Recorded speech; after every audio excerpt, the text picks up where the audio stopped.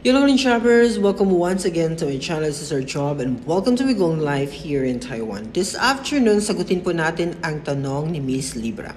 Sabi niya, ano po mas maganda naka-work niyo po ba dyan or dito sa PH? Ano po pinagkaiba? Thanks po Sir Job.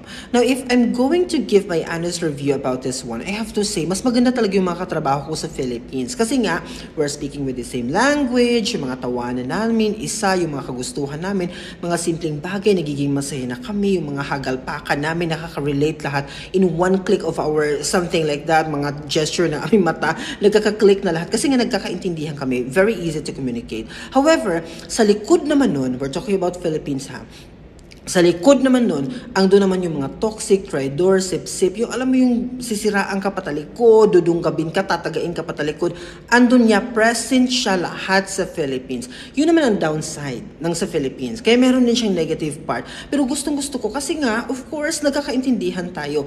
However, if I'm going to select talaga, kasi mas napamahal na ako ngayon sa environment ko, to be honest with you, I have to say na even if ang hirap mag-detach sa sarili mo, okay, ang hirap pa rin kalimutan yung kung ano yung pinagdaanan mo noon sa Philippines, but kailangan mong tanggapin kasi andito ka na sa Taiwan.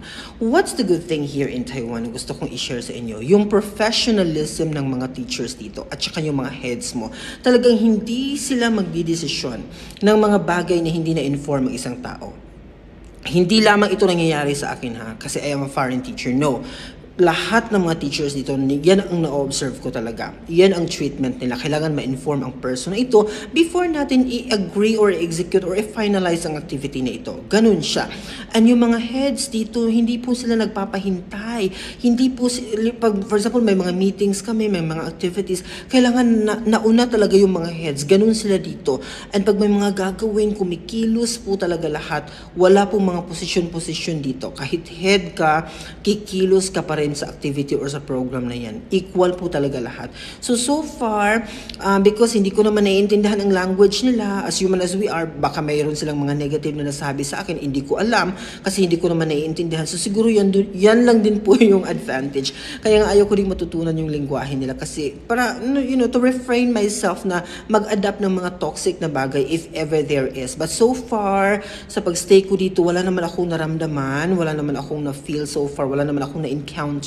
So, going back para mas malinawan, if I'm going to select between the two, I have to say, yung sa PH pa rin kasi maging masaya ka pa rin naman together with the Filipino teachers. However, yun nga, may downside pa rin na kailangan nating iwasan. So, depende na rin po sa iyo yan. Bye-bye!